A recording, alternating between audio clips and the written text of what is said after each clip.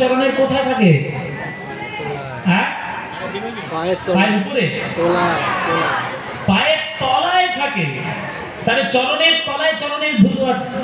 তাহলে ভগবানের চরণের তলায় যে ধুলোটা আছে, সেই ধুলোটার কত ভাগ্য যে ভগবানের চরণ স্পর্শ পেয়েছে। তুমি হবে আরো ভাগ্যবান যদি সেই ধুলোটার তলায় তুমি পৌঁছতে পারো। তাই কবিগুরু রবীন্দ্রনাথ ঠাকুর বলছেন যে আমাকে তোমার চরণের তলায় পাঠিয়ে দাও প্রভু, চরণের ধুলার তলায় আমায় পাঠাও, তবেই না আমার গৌরব বাড়বে, তবেই না আমি তোমার ভক্ত হতে পারবো। যিনি বিশ্বকবি, যিনি গুরুদেব রবীন্দ্রনাথ, তিনি বলে গেছেন আমাকে একটু চরণের তলায় জায়গা দাও। আর আমরা দুপাতা পড়াশোনা করে আমরা মাথা উঁচু করে চলার চেষ্টা করছি, এই আমি উঁচু হয়ে থাকবো, এই আমি উঁচু হয়ে থাকবো, আমার সম্মানকে হানি করবে। হ্যাঁ, এই হচ্ছে আমাদের স্বভাব। ওই জন্য তোমরা ওইখানেই রয়ে গেছো আর কবিগুরু বিশ্বকবি হয়ে গেছে। আগে মানুষ হও। সমস্ত শিক্ষা তার উপর নির্ভর করে, কিসের উপর? শ্রদ্ধার উপর। গীতায় পরিষ্কার করে লেখা, শ্রদ্ধাবান লভেতে জ্ঞানম।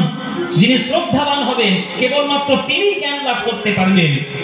ডজন ডজন ডিগ্রি কাগজপত্র সিন্ধুকে পড়ে থাকলে চলবে না, সেইগুলাকে মানুষ করতে হবে। ডিগ্রি দিয়ে মানুষ বিচার করবেন না, শ্রদ্ধা দিয়ে মানুষ বিচার করুন যে কোন মানুষের মধ্যে শ্রদ্ধা রয়েছে, তবেই তার চরণ ধরুন, দেখবেন আপনার উন্নতি হবেই হবে। ওই জন্য চরণ ধুলাতে হবে।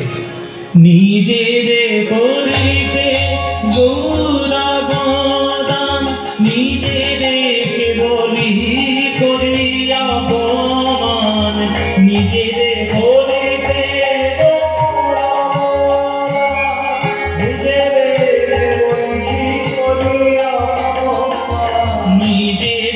করিতে গৌরবদান, নিজেরে বলি করিয়া অপমান, নিজেরে করিতে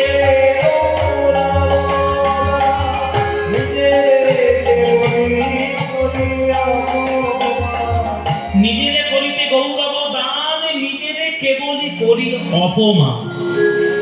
একটা ছেলে এমএ পাস করে আর 50,000 টাকার মাইনের একটা চাকরি পেয়েছে। তার বাবা ইংরেজ আমলে চাকরি করত, 5 টাকা মাইনে পেত আর ক্লাস 2 পর্যন্ত পড়াশোনা করতে পেরেছিল।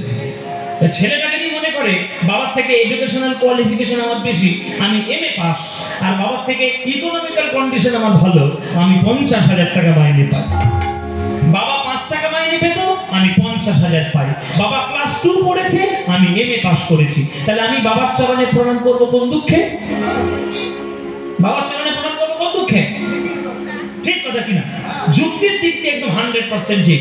অযোগ্য লোক কেন, যোগ্য লোক কেন অযোগ্য লোকের পায়ে প্রণাম করবে? হ্যাঁ ঠিক আছে যুক্তি, কিন্তু এই যুক্তি কোন ছেলে যদি তার পাড়াতে দেখিয়ে দেয়, পাড়ার লোকেরা বুঝে যায় যে যাক বাবা, ছেলেটা পড়াশোনা করার পর আর কিছু হতে পারুক বা না পারুক, ভালো ধরনের এমএ পাস করা একটা গরু তৈরি হয়েছে,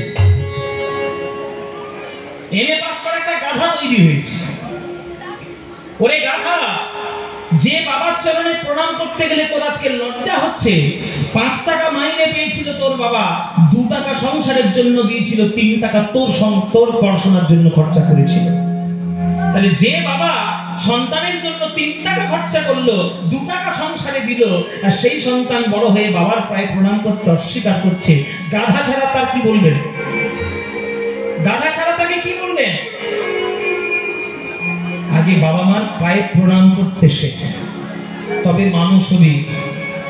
তাই কোন ছেলে যদি বাবা মার চরণে প্রণাম করতে গেলে তার লজ্জা হয়, সে যেমন মানুষ কখনো হতে পারবে না, তেমনি ভগবানের জগতে দাঁড়িয়ে ভগবানের সম্পত্তি গ্রহণ করে ভগবানের কৃপায় বেঁচে থেকে ভগবানকেই যারা অস্বীকার করে, তার তাই মূর্খ গাধা ছাড়া আর কিচ্ছু না, আর কিচ্ছু না। তুমি বুদ্ধিজীবী বলছো নিজেকে, টিভির পর্দায় গিয়ে বসে বসে বড় বড় বাতেলা করছো। তোমার থেকে অনেক হাজার গুণের বুদ্ধিজীবী ছিল রবীন্দ্রনাথ, তিনি এই গান লিখে গিয়েছেন, আর তুমি নিজেকে বুদ্ধিজীবী কিসে চলছো? হবে না, আগে সম্মান করতে শেখো। নিজেরে করিতে গৌরবদান, নিজেরে কেবলি করিয়া অপমান, নিজেরে করিতে গৌরবদান, নিজেরে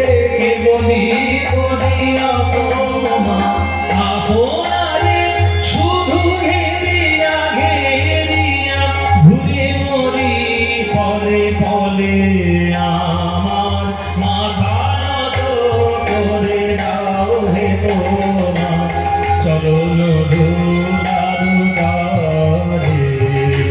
মাথা নত করে দাও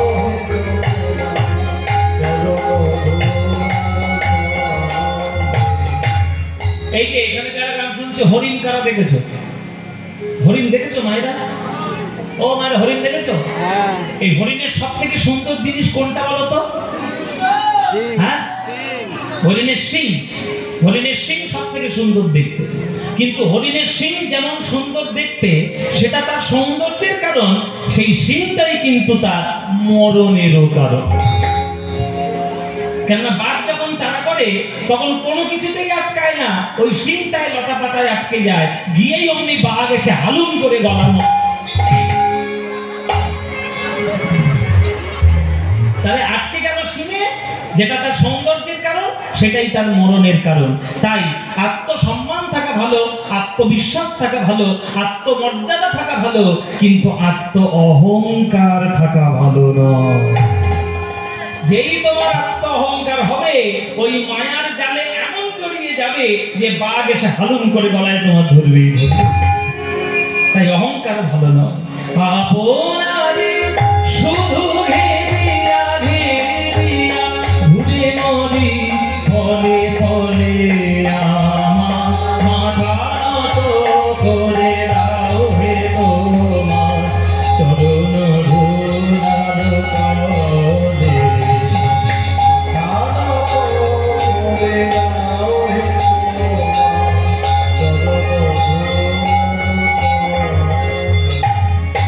আমারে না যেন করি প্রচার আমার আপন কাজে, তোমার ইচ্ছা করো হে পূর্ণ আমার জীবন মাঝে, যাচি হে তোমার চরণ শান্তি পরাণে তোমার পরম কান্তি, যাচি হে তোমার চরণ শান্তি পরাণে আমারে আড়াল করিয়া দাও হৃদয় পদ্ম দলে। ও মাইরা, ছায়া যখন নিজের সমানে থাকবে, জানবেন সূর্য মধ্য গগনে। ছায়াটা যখন লম্বা হয়ে যাবে, জানবেন সূর্য ঢলতে বসেছে। সূর্য ঢলতে বসেছে। রাস্তার মাঝখানে যদি চিনির বস্তা ছড়িয়ে যায়, রাস্তার মাঝখানে যদি চিনির লরি উল্টে যায়, সেই চিনিগুলো কুড়াতে কারা ছুটে যাবে? যারা গরিব দুঃখী কাঙালি, তারাই ছুটে যাবে। যে বাবুটা মার্সিডিজে করে রোজ বেরিয়ে বেরিয়ে বেড়ায় BMW গাড়ি করে, সে জীবনে চিনি কুড়াবে? সে বলবে কিনে নেবো স্পেন্সার থেকে। কুড়াবো আর কি, পয়সা আমার আছে।